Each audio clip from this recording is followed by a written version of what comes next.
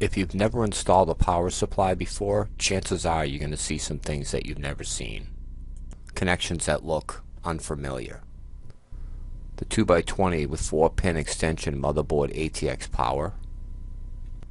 The 4-pin ATX CPU power. The 4-pin Molex power. The SATA power and data transfer cables. Take your power supply out of the box, prep it and get it ready to be installed. There's no need to take the wire tie off of the cables. Always make sure to put the PSU in with the fan facing out. Never face it in towards the case where it can't ventilate properly.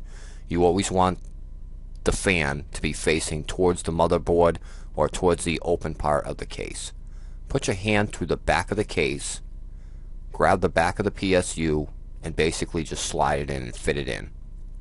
You should be able to dry fit it in really easy. Make sure your power switch and your power insert for the cord is showing. I've seen some cases where this is obstructed. The last thing to do is drop in 4 screws through the back of the case into the power supply to mount it in place.